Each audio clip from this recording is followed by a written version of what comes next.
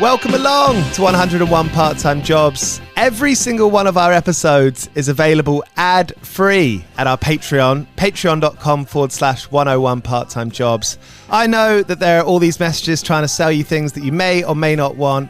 So for £4 a month, that's around $5.50 US, you can get over 450 of our episodes and every single one in the future, featuring all the brilliant guests that we have week in, week out, completely ad-free. You can head to patreon.com/101 Part-Time Jobs, get all your episodes bother free, and you support us directly. Cheers. Jobs!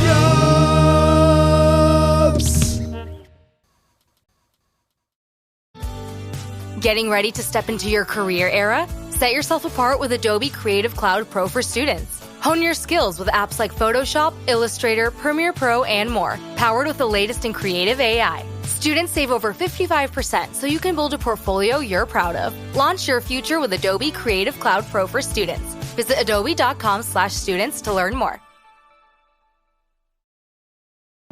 This episode is brought to you by Progressive Insurance. Fiscally responsible, financial geniuses, monetary magicians. These are things people say about drivers who switch their car insurance to Progressive and save hundreds. Visit Progressive.com to see if you could save. Progressive Casualty Insurance Company and Affiliates. Potential savings will vary, not available in all states or situations. 101. The 19th year. Yep, 19 years. That's like that's an adult that's just about to, halfway through uni, if they're going to uni. Yeah, it's kind of weird. It doesn't feel like, it always feels like even when we got to like 12 or 14, it always feels like it started 2 or 3 years ago. Yeah. Which maybe is a good thing. Still feels fresh. It feels like a stressful thing. I mean, someone putting on a gig on a Friday night at the pub is a stressful thing. Yeah, absolutely. I mean, it was putting on a festival. Extremely stressful in the first few years, but now you just let it happen. Yeah. And you don't stress out over weather or this or that.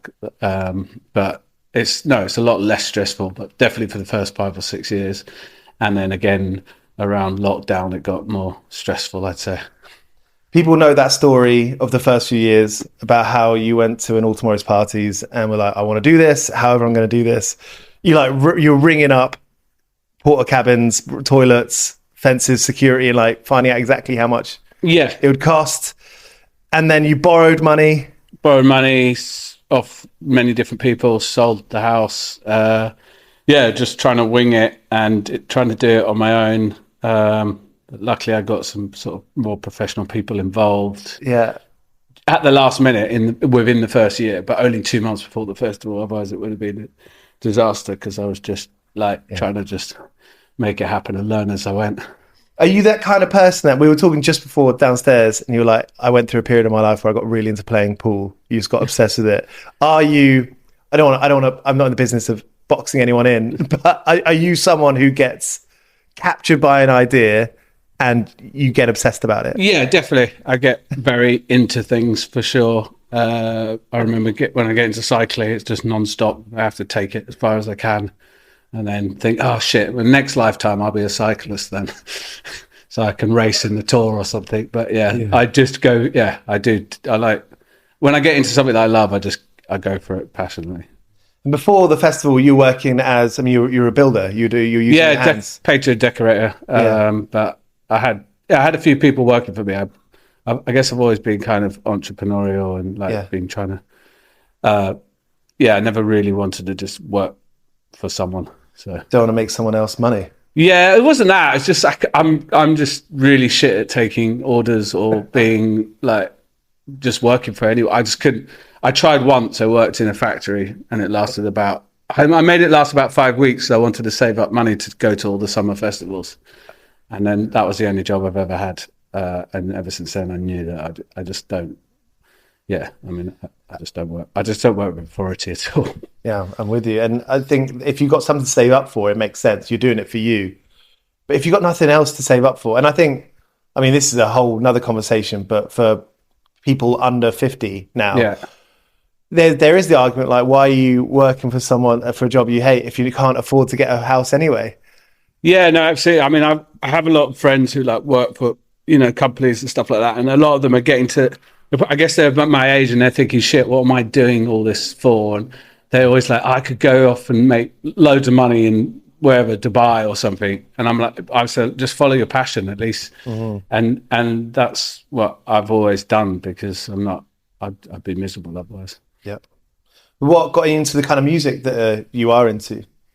I mean, I was always into music. My parents were playing, Bob Dylan, Bruce Springsteen. And when I was younger, I instantly got attached to, like, really into, like, music when I was like 8 or 9. I remember going through cassettes at my mum's house and playing them. And then I was really into film, and I always looked at the film soundtracks and then looked up the music afterwards. And that was like an entry when I was like 11, 12, 13, pre-internet, and I'd go out and buy the soundtracks to these films, and even an advert I'd see, and I just got more and more obsessed. And then was about 14, a friend of the family like donated probably like 1,500 vinyl records, because they were like minimalizing the way they live. Yeah. And I just kind of went through that, and I was always going to concerts. Yeah. First, I remember convincing my mum to let me go with an older family friend to the Stones in like 1993, which was it was the first concert I ever went to at Wembley Stadium, which was quite funny because I hadn't been back there since Oasis the other day. So it's kind of a weird full circle moment.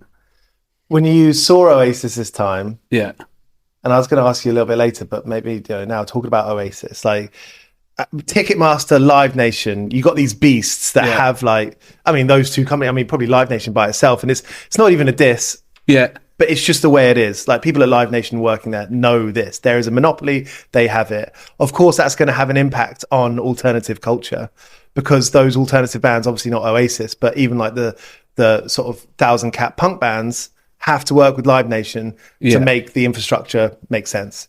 So what's your take on, as someone who runs this independent music festival where you get these brilliant bands and artists, and some of them are on Live Nation, some of them are on big booking agents, some of them probably book themselves, and drive themselves around, produce themselves. What's your take on like how music works? Well, I think, like in the industry, you mean more? Yeah, and like can the alternative music that we love and that like culture that comes with it, can it exist without being part of Ticketmaster and Live Nation? I mean, it can. But obviously I can see why bands want to go with those bigger promoters, because they might help get them the right support, or they own a big market at the festivals. So if they, like, I've managed bands as well, and if they're signed up with Live Nation, then it's easier access to get on those other festivals. But I do think you could definitely, be a fairly credible big artist independently on your own. You might maybe not grow as fast, but also you might not fit into the aesthetic of that whole thing. Like, I've seen, there's people like Bill Callahan or Body Prince Billy who, have big audiences, or big enough, who don't, do their own thing and work with independent people. And I think that's good. I think, I get worried even with agents or anyone when someone owns like a whole section, and it's nice that there's still people, there's lots of independents, because when it's all in one basket, whether they're independent or not, it's like you're only going to one shop, and it's kind of it's a bit horrible. I want to go to different experiences and it not be a homogenous experience. Exactly. Yeah. I mean, Oasis was kind of, obviously it was all about the merchandise and everything, and I was skeptical about going in. I mean, I was never like this big Oasis fan. I think I got into them for a moment, and then I was like, how can I Radiohead and all these other bands, I was like, it wasn't my thing. And I thought, but later on it became my thing in a more nostalgia way. Like, I should quite like that. But I'm like, I was never really a fan. Mm-hmm. And then I went really skeptical, and I went to Wembley, and I felt like I was in this like weird episode of Black Mirror. Just like bucket hats everywhere, merch everywhere, every bar doing karaoke of Oasis. And it was like, I was really like, am I going to enjoy this? But, I did. And I think their performance was probably better than, I remember walking away from Oasis like shows at festivals when I was younger, not that. But it was actually a really good performance, and it was quite, fun. But I still, I could out, like, everyone was just singing all the lyrics. And I was like, oh, okay, I know five or six songs. And then like all my friends were so into it. I was almost pretending to sing along to the rest, because I was like, I'm not. But I did. It was a really good night out, and I think Liam's an great, one of the best frontmen. I loved it. I went on Saturday. Yeah. And it was about going with my mates. That's what it was about. Yeah. It was definitely like, I broke my sobriety for it and just had a load of fun.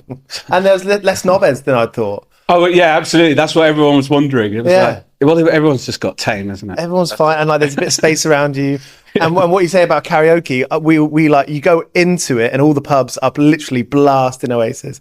And then at 11 p.m, after everyone's going out, blasting Oasis. Blasting Oasis. Yeah, I mean, we would go. I remember after the thing, we went to an Irish bar and they were just like Oasis karaoke all night long. But yeah, do you do that thing where it's like you're looking at those people and you're like, is that person an End of the Road fan? Is that person at End of the Road? Is that? I definitely do. I didn't do it at the Oasis thing, but you could kind of guess. But like, I definitely, you can sort of gauge it. But obviously, I'm going to a lot of gigs where there's obviously going to be a lot of End of the Road people. I mean, I do like bump into people like in shops sometimes with like End of the Road t-shirt, and I just say, "Oh, that's a cool t-shirt. I like that festival," just to get like honest feedback. So I do that quite often. They're like, "Yeah, no, I'd be going every year," but I know it's a bit bad of me. But it's so good to get honest feedback, so I just pretend it's research. Yeah. I remember one person just like going on about it was the best festival ever, and it was a year that it was like raining and the toilets were really bad, and just kept going on about toilets. But I'll be back no matter what. And I was like, yeah, I think those toilets will probably get better. There's a rain year. Anyway, that was quite funny. I've heard that the people running it have got a new company next time. Yeah, I think they're getting on top of that stuff. I think a lot about doing this show, which is all about really looking forwards, and it's like, how do people do it? How do whether you're a band or a label, PR, festival booker, when you look forward, what do you think about? How do you try and, I guess, protect yourself, but how do you try and like forwards plan in an industry, right, that's always changing? I mean, just always staying, obviously booking music I love and staying on top of that. And we're booking already for next year. We've already got one headliner for next year. Cool. We're already working on it. And it's always just like staying fresh, because I have seen festivals where they're just booking the same old bands, and sometimes I've got to be tough, and there's bands I love that are not going to play every year, or I'm friends with, or it's just moved on a bit. But as long as I love it, and I don't mind returns at all, but you've got to keep it you've just got to keep it fresh, and I'm lucky enough that I'm still into a lot of new music. And if I stop being into new music, then I should probably stop booking the festival. Bug Club comes to mind. Yeah, I think that band's brilliant. Yeah, obviously they've had like Six play, but they're also kind of obscure in their own way, which is obviously part of all of it. I think of that band when I think of what you just say there. No, definitely, they remind me a lot of actually like the early End of the Road bands in like 2006, 2007, when you had like the Wave Pictures and Hefner or Darren Hayman. But yeah, I think they're great. They played a couple of times. Scuzzy, indie, perfect sort of Mark Riley music. Totally. Is there more of that recently? I feel, in my experience, but it could be because I wasn't paying attention, which is completely could have happened. But between like 2010 and 2015, I was sort of in the wheel. I didn't know if there was much good music coming around that time. Have you gone through those sorts of periods where you're like, I haven't found anything good and new for a while? Yeah, a little bit, but there's always something somewhere. I think there's like sometimes like England could be dry with music, but then there's loads of cool bands coming out of America. I mean, for right now, I think it's a great time. But I haven't seen many bands come out of New York for ages, and now there's like quite a few bands coming out of New York or that area that are amazing, like Water From Your Eyes. Or I love that new This Is Lorelei record. This is Lorelei. Cameron Winter from there. There's a lot. Geese are. So there's a lot of like music. It just goes different ways, but sometimes it feels like that you're like, oh shit, music. There's not much, and you get bad years, but there's always good music somewhere. You had those sort of first initial years of like getting on your feet and making it like, what would you say, like a sustainable operation? Yeah, definitely. I mean, it took 5 or 6 years to make a profit or pay the money back. That's a long time. Yeah. I know at this point it's been laboured in other interviews and pieces on you, but that's a long time. That's a lot of stress. It's a lot of money, enough to make anyone go a bit loopy. Yeah, I mean, it lost a lot of money in the first year and lost a tiny bit in the second year. But then I could see it was going forwards and money was getting paid back. So there was a future, but I didn't think it would. I just kept on doing it year by year, and I'm kind of just didn't ever give up and just kept on going. But I didn't think that it would be like as sustainable as it is now.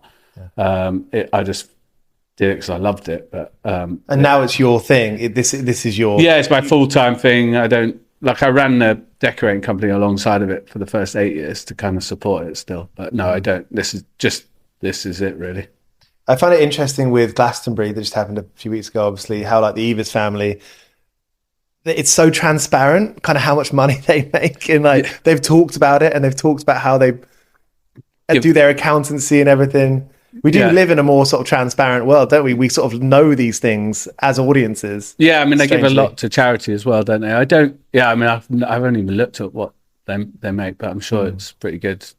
Do you learn from that? Like, will you keep up to date of like how other festivals around? And yeah, I mean, I keep up to date in the sense that I go to a lot of festivals, well, ones I like, and there's always ideas we can learn off each other. So I'm like looking at things that might be done differently, but I'm not looking at the books of other festivals or and maybe in the first few years I was worried there'd be like festival number 6 or this festival, they're doing the exact same thing. But I just don't care. Like even people in my team like, oh no, they're doing this, and I'm like, we just keep on doing our thing and it's fine. Like it's all just noise. Like let other people do their thing, but I feel like we just do our thing and it's worked. Yeah, and Green Man is sort of like your sister festival. What's the relationship there? I mean, as someone who has been to both those festivals, it feels like a sister festival.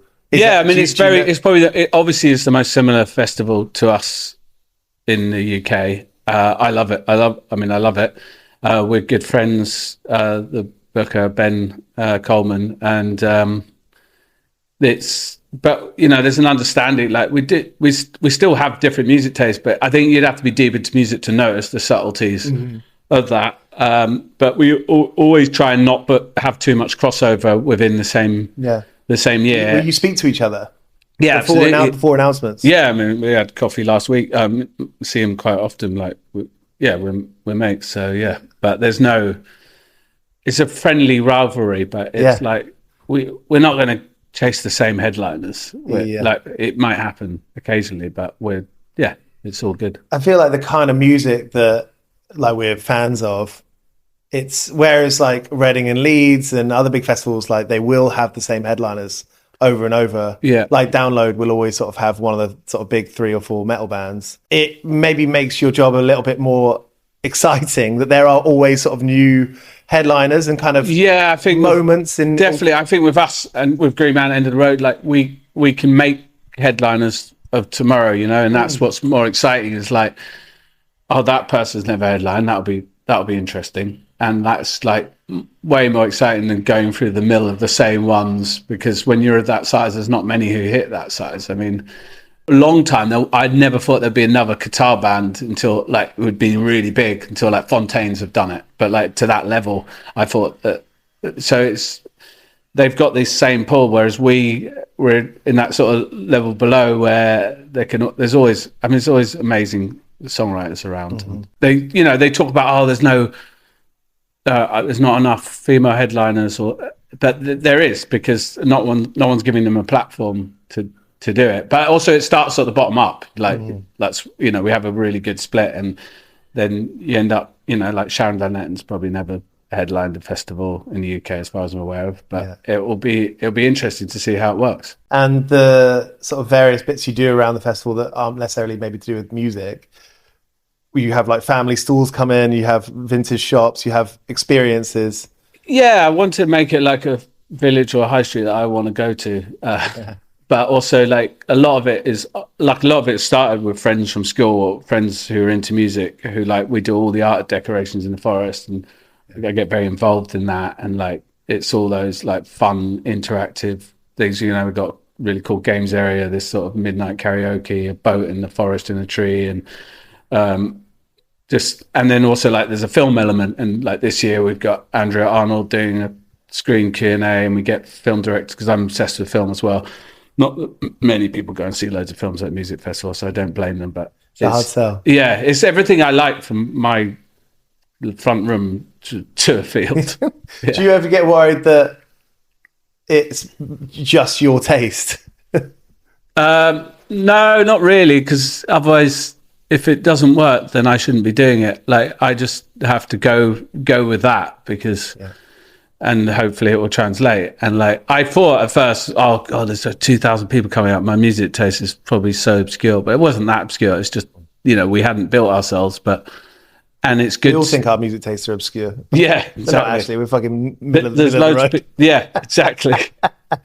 So I just hope that it translates and just put the bands I love. And like I said before, like if I'm willing to buy it on record, then I'll put it on at the festival. 101 part-time jobs. I started this show because I wanted to sound sort of grandiose, saying I want to give bands a platform. But it's true, we all kind of have that ability to give bands a platform. Absolutely. On our socials and our text messages to friends. But I felt so strongly about how just it's so impossible to sustain yourself as an artist now. Yes. What have you seen change over the years? How have you seen that change over the years? I mean, I guess there's just so many bands, I guess, with the internet, which is good and bad, but anyone can have a platform. Obviously, physical sales have gone down, but, bands, they have to, it's bloody hard work. Like a band is, to make it happen, you've usually got to work for a few years with a part-time job. And, I see a lot of people with great bands who give up and go back to doing their job. But I think if you stick with it and you're passionate enough and you carry on just sort of moving forward and trying to be fresh, then it will eventually, like with anything, will happen. But it's, gone are the days with like labels like Creation, where it's just like, or things like that, where it's just loads of money poured into indie bands or like development. Yeah, it's not as much. I mean, there still is, but it's not like, I used to make music videos as well. We'd get like 20 grand for a music video, and now it's like you're lucky to get a grand or two for a music video. So it has changed. And that kind of transparency in the music industry, you know that the A&Rs at the majors, they're probably scratching around being like, okay, let's find the next person. And that's not even a cynical way of looking at it. I think that's just the truth. Absolutely. And there's not much development of brand new bands because people don't want to take risks. They want to see a band already develop, already have a fan base, which is fair enough, before they sign them quite often now. And that's the importance of festivals like End of the Road, because you can put those artists on early on in the day, later on in the day, whatever. We've not got as big investment as a label to do, or so we can afford to, like, if I love a new band that's unsigned that no one's heard of and I want to give them a really good spot, then I will. What's one of those bands? What's a good example of a band that maybe you caught on too early and you're like, I have to get this band playing, and you did? I always go blank when, this year, like, I've been trying to put Ryan Davies in the Roadhouse band, but I think things are going really well for it now. Love that record. But I tried to get it like 2 years ago, but like, I'm always booking bands that, that I just love, and they might not be known, like Rosalie in America. I don't know, like, I think we booked like even Bug Club really early on. That new Ryan Davis and the Roadhouse band, that record is, I've friends been talking for years about it. Yeah. Just never really gave it much of a time. And then this new one, I'm like fucking obsessed. Yeah, it's an amazing record. It's probably my favorite record of the year so far. And I think the songwriting's like, it reminds me of like David Berman. It's great stuff. With this freedom of expression chat around Glastonbury, does that make you think about what you want to do? Are you thinking, okay, I put on this festival, I want to let bands say what they want to say, as long as it's...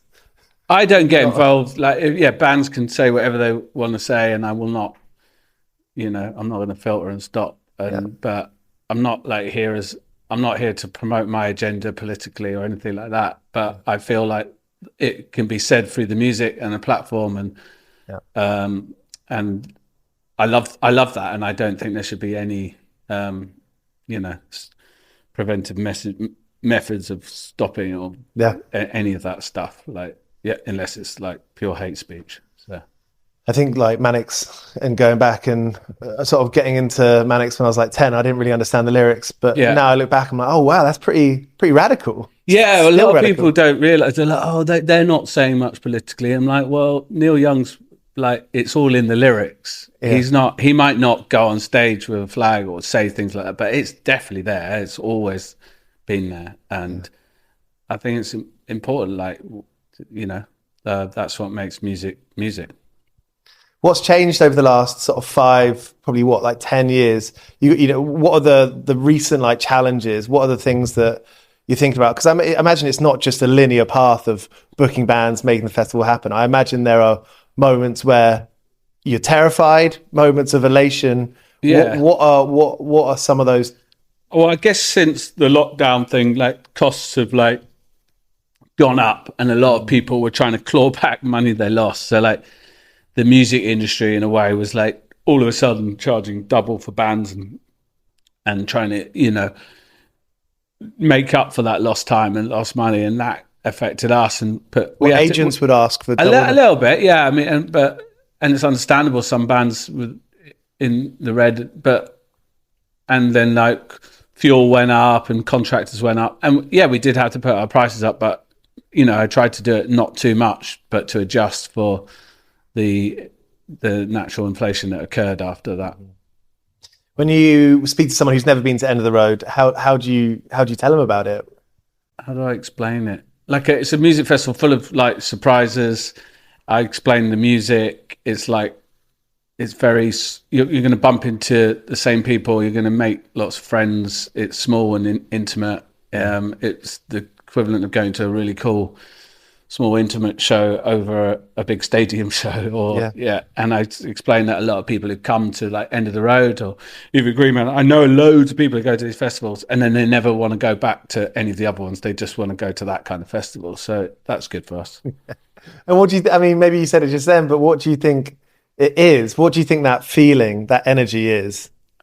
I think it's that energy of I think festivals create that all-in-one feel where you all feel like you're in it together. You're throwing away, like, you're going for that freedom of like not having to think about life for a few days.